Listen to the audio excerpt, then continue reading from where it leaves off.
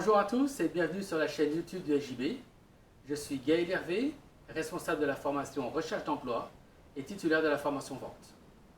Dans cette capsule aujourd'hui, nous allons aborder les différentes étapes d'un entretien d'embauche en ligne, à savoir se préparer, savoir se présenter et répondre aux questions et surtout, troisièmement, terminer l'entretien pour se donner un maximum de chances d'être recontacté.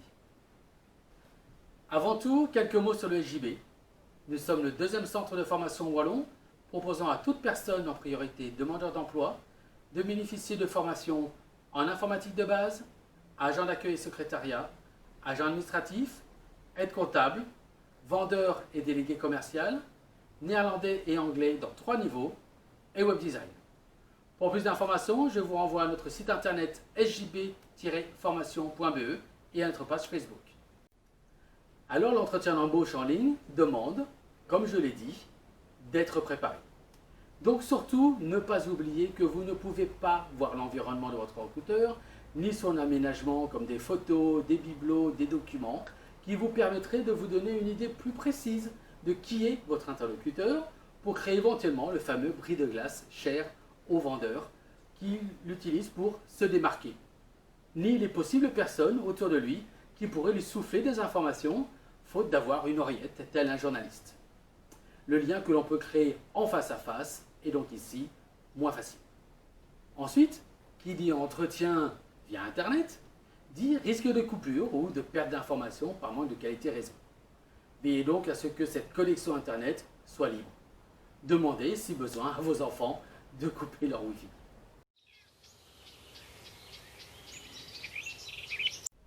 Et ne surtout pas oublier votre environnement. Y a-t-il assez de calme autour de vous pour pouvoir discuter avec le recruteur? Quelle partie de votre vie privée, bureau, salon, etc. êtes-vous prêt à montrer? Quelle est votre tenue vestimentaire?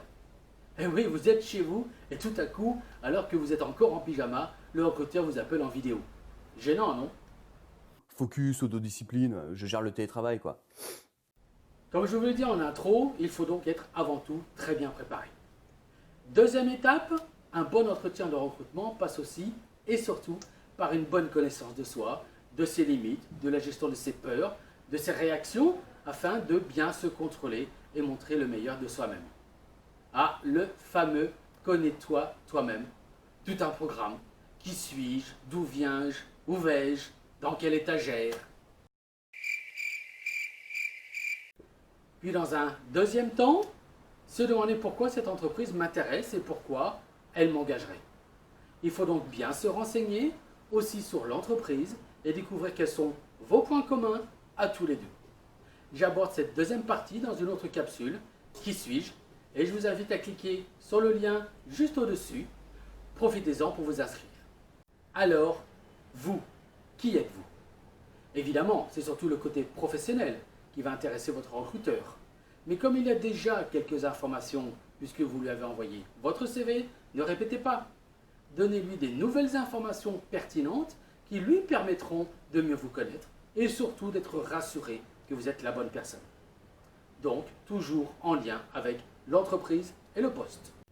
Alors, afin de vous démarquer des autres candidats, pensez non pas qui vous êtes, mais pourquoi vous avez choisi ce poste, choisi de suivre telle ou telle formation. Qu'est-ce qui vous a poussé à choisir cette entreprise plutôt qu'une autre? Et pourquoi vous avez envie de travailler avec ce recruteur plutôt qu'un autre?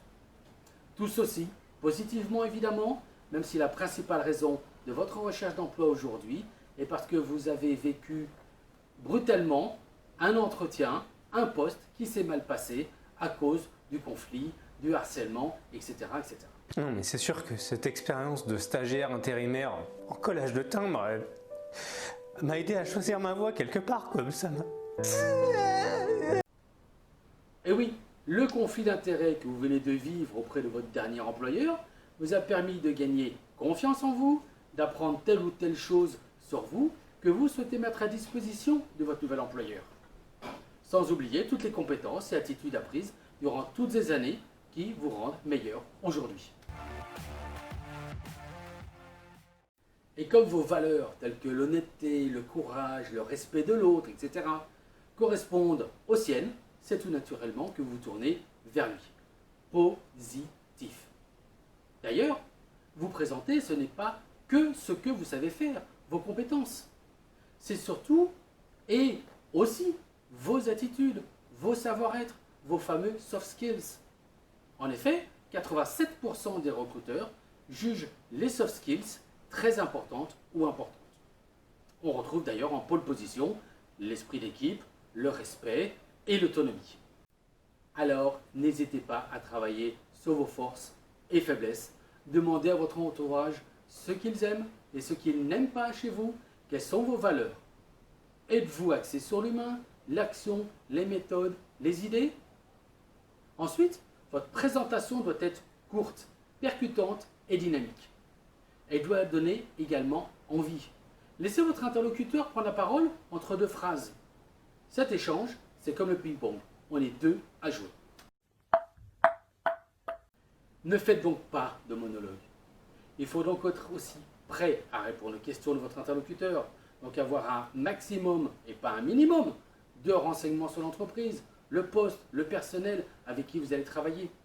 Alors faites une recherche sur Internet, leur site Internet et page Facebook, sur les revues spécialisées. Participez à des salons professionnels en tant que visiteur.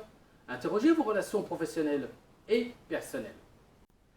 Troisième et dernière étape pour se présenter à un employeur potentiel, par vidéo interposée, c'est savoir terminer l'entretien pour se donner un maximum de chances d'être recontacté. Règle immuable, faites un résumé de l'entretien en rappelant les principales raisons qui vous poussent à vouloir travailler avec l'entreprise, vos compétences, vos attitudes, vos valeurs. Ensuite, remerciez votre interlocuteur pour le temps qu'il vous a consacré et n'hésitez pas à lui demander ce qu'il pense de cet entretien. Enfin, demandez quelle est l'étape suivante. À quoi devez-vous vous attendre dans les prochains jours afin d'être bien préparé? Et surtout, gardez le sourire durant tout l'entretien. N'oubliez pas, si vous postulez, c'est que l'entreprise ou votre futur manager vous plaise.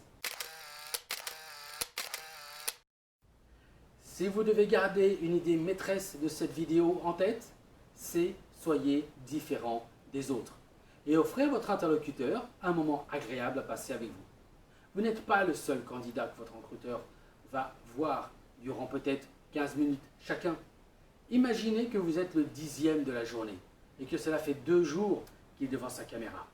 Alors, souriez, faites-lui passer un bon moment. Pour finir, un dernier rappel des étapes à suivre pour passer à l'entretien en ligne.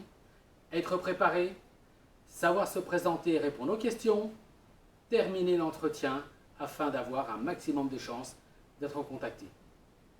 Vous voulez développer vos chances de trouver un emploi répondant à vos attentes et non un simple boulot? Prenez contact avec le JB. Je suis Gaël Hervé, responsable de la formation Recherche d'emploi et titulaire de la formation Vente.